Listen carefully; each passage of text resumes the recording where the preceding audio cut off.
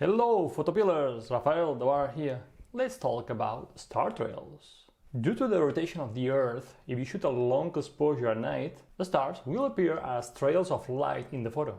The longer the exposure time, the longer the trails. This allows you to create really hypnotic images by combining the star trails with an interesting subject. Like for example, an abandoned building, a rock formation, a lighthouse, or any other subject you like. The possibilities are endless. Well, in this video I'll give you everything you need to create really stunning star trails images, including how to plan them, the gear you need and how to use it to take multiple long exposures of 20 seconds, 30 seconds or even 1 minute, and how to stack all these exposures, how to stack all these photos in StarStax to create the final star trails image. Yes, it's also possible to create a star trails image with a single long exposure of, for example, 30 minutes, 1 hour or 2 hours. But that's another topic for another video. So let's dive in on how to create really cool star trails images by stacking multiple long exposures. Ready? Because everything begins with the plan.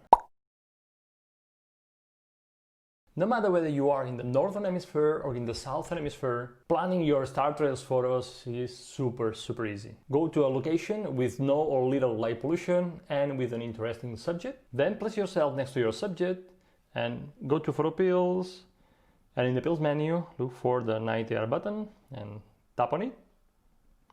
And here what you see, it's the horizon. You have the date and time here, also current date and time, the horizon.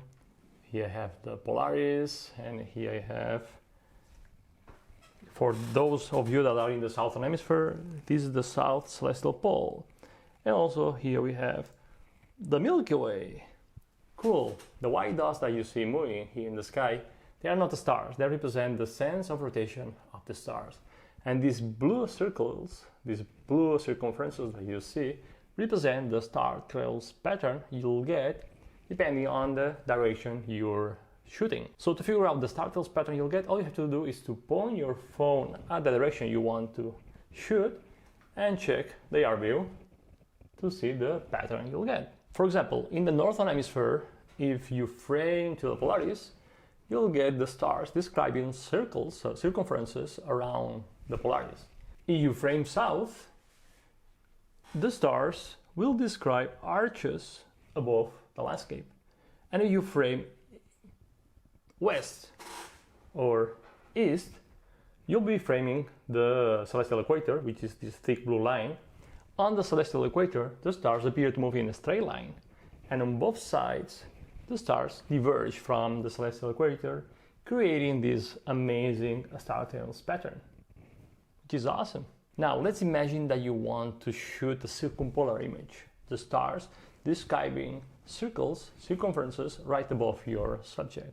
To plan the shot, all you have to do is to find the shooting spot and shoot in direction to have the Polaris just above your subject. Or if you're in the Southern Hemisphere, you need to locate the South Celestial Pole. So, with the help of the night AR view, just locate the Polaris, and now literally all you have to do is to move around until you place the Polaris right above your subject. That's simple. Now you know that from that shooting spot, if you shoot towards your subject, you'll get the Polaris above it, and therefore you'll get this beautiful circumpolar star trails pattern. The stars describing circumferences right above your subject. How cool is that? You can also plan your star trails photos from home. If you want to learn how to do it, just watch this video. Watch it. Great, now that you've planned your star trails photo, let's see the gear you need to use to shoot it. Believe it or not, you can create the star trails images with almost any camera and any lens. Having said that, the better the noise performance of your camera at ISO 1600 and above, the better the quality of your images will be.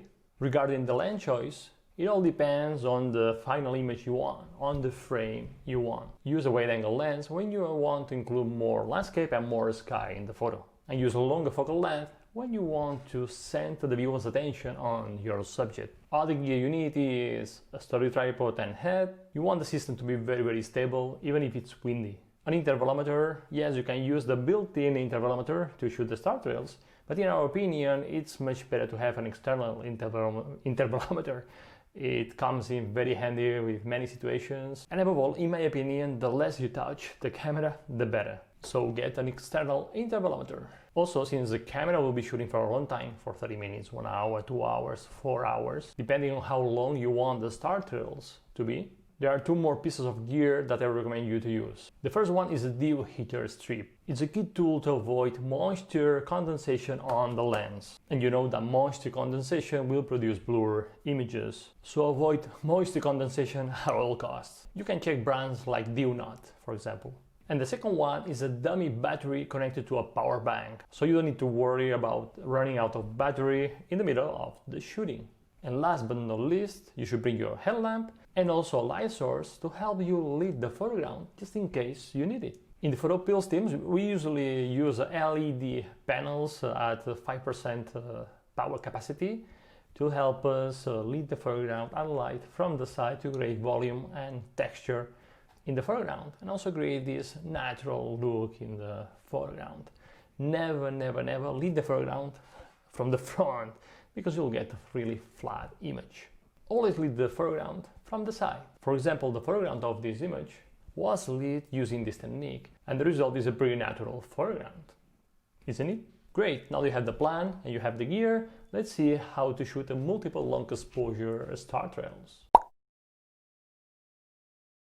So the day has arrived and you're out there just in front of your subject. Using the PhotoPills night augmented reality view, you find your shooting spot and shooting direction to get the star trails pattern you want in your photo, perfectly combined with your subject. Once you find your shooting spot, you touch your head to your tripod and place it at the right spot. Press the tripod against the ground and make sure that everything is stable. Then attach the lens to your camera and set the focal length you wish to use and turn off the lens stabilization system. Some lenses include a system to stabilize vibrations. It's very useful, for example, when you're shooting handheld, but since you're using a tripod, turn it off, because sometimes the system might try to compensate vibrations that don't exist, and therefore producing blurred images. Now set the camera to shoot in manual mode and of course to shoot in RAW. Also, and this is super important, turn off the long exposure noise reduction mode, because when you take a photo, the long exposure noise reduction mode will take another photo of the same exposure but without letting any light to reach the sensor, and then it'll use this exposure to reduce noise in the final photo. This means that it takes double the time to take a single photo. And for star trails, you don't want that. You don't want such a gap between shots. You want the trails to be continuous without any gap. So turn it off. When it comes to the exposure time, we, the PhotoPills team, love to shoot exposures of 30 seconds, 20 seconds for 2 to 5 hours. The idea is to take lots of photos and stack them afterwards to create the final star trails image. A cool approach is to use the same exposure time you use to photograph the Milky Way. You want to learn how to calculate the exposure time for Milky Way photography? Watch this video. And if you wish to learn how to photograph the Milky Way, watch this one. In my opinion, shooting short exposures gives you more flexibility and control over the final star trails image. For example, finding the right exposure using the trial and error method is much faster and easier. Also, you can remove the frames you don't like or that have been ruined for any reason, and the final image won't suffer. Another thing I like is that it's much productive. You can go home with a lot of single photos with the star trails and with the time-lapse, for example. Also, line painting the foreground, it's much easier and faster. Okay, next step is to set the ISO. The ISO choice will depend on the noise performance of your camera. You can start testing with the ISO you want, 6400, 3200, 1600, 800, and then adjust it accordingly. If you wish to capture the color of the stars, the natural color of the stars, don't go over ISOs above 1600. And also it's a good idea to close the aperture a bit. For example, instead of using f2.8, use f4. The idea here is to avoid getting the stars overexposed, white. You want to capture the real color of the stars. So you need to lower a bit the ISO and close a bit the aperture. Give it a try. Great, now that you've set the aperture, it's time to focus. There are a few ways to focus and you should use the one that works for you. In the PhotoPills team, we love focusing at the hyperfocal distance because it provides images that have acceptably sharp both the foreground and the stars. So how to focus at the hyperfocal distance is super easy. Here you have a video where I explain it, But let me show it to you very quick. The first thing you need to do is to calculate the hyperfocal distance. So go to PhotoPills and go to the hyperfocal table. Tap on it, and here all you have to do is turn to use your camera. For example, Anthony uses the Nikon Z6, and use the table to find hyperfocal distance based on the aperture and the focal length. For example, with a focal length of 14 millimeters and an aperture of 2.8, the hyperfocal distance is 2.33. Now that you have this value, all you have to do is to focus at something that is slightly further away from this distance. And you want to visualize the hyperfocal distance in the field, just tap on the AR button. And here you have my feet, and the hyperfocal distance is this blue line here, 2.33.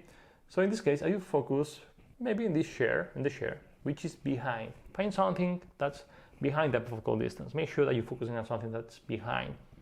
In this way, you'll get in focus the stars and also the foreground.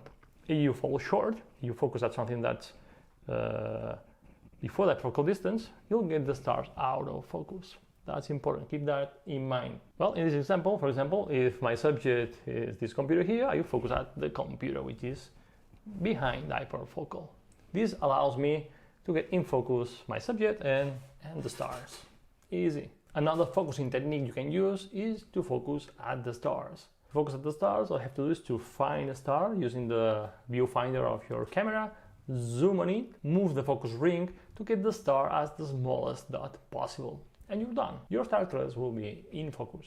Okay, let's move on with the white balance. One important thing to do is to set the white balance to manual so the camera doesn't change it during the shooting. If there is no light pollution, use a white balance around 3900 Kelvin. If there is light pollution, I recommend you to use a white balance around 3400 Kelvin. Both white balances in both situations will give you a more natural look of the stars. Okay, it's time to frame, level the camera and take a test shot. Check that the image is sharp and check that the exposure is right with the histogram. If necessary, change the ISO to adjust the exposure. Once you get the exposure you want, set the camera to bulb mode, set the exposure time in the intervalometer, set 1 second or 2 seconds time frame between 2 consecutive shots in the intervalometer, and if the foreground is too dark, take a couple of shots to adjust the light painting of the foreground.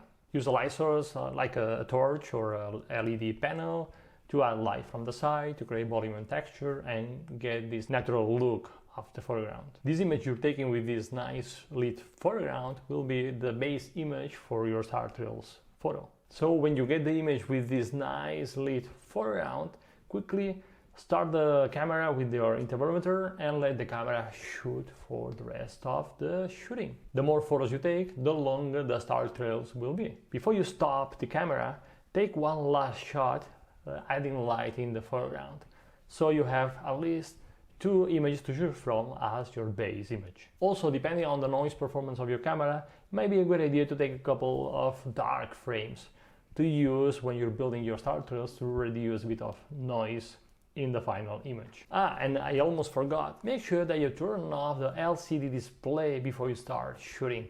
Save battery at all costs. Otherwise your camera will automatically display every single frame. Fantastic! Now that you have all the photos, let's see how to stack them with StarStax to create the final Star Trails image. Let's go! To create the final Star Trails image, we usually start by editing the raw files in Lightroom, exporting them as TIFF files, and then stacking them using StarStax. I won't be covering the editing in Lightroom here, it's a topic for another video. But let me show you how to build the Star Trails image with StarStax, which is super easy. You can download StarStax for free, and I'll leave a link in the description of this video so you can download it. So to start with, from Lightroom, you export all the photos as TIFF files and put them all in one folder. Open StarStax, click on Open Images, select all the images and open them. All the photos will appear in a window on the right. If you wish, you can also add your dark frames with this button here. Okay, as preferences, in the blending tab, choose Lighten. The Lighten mode compares all the images and chooses the brightest pixel at each location, and thus it creates the Star Trails image. And if your camera stops between shots or you decide to remove some shots, there may be small gaps within the trails. In this case, also select the gap filling mode. Now, to create the start trails, click on Start Processing. You'll see how the image evolves as more and more images are stacked. This process will take a few seconds, and the last step is to check that the image looks good. Check, for example, that there is no trail that goes over your subject. If everything looks good, all you have to do now is to save the final image. And this is how you can create a stunning start trails image. So let your imagination fly, plan a cool photo, angle, and capture it. And as always, if you have a question, if you need help, leave a comment below. If you wish to learn more about start trails photography, I'm also leaving a link in the description of this video to our super detailed start trails photography guide. Check it out. And if you like this video, give me a like, subscribe, and click on the bell to get a notification when we release the next video. And remember that you have the power to imagine, plan, and shoot legendary photos. Bye.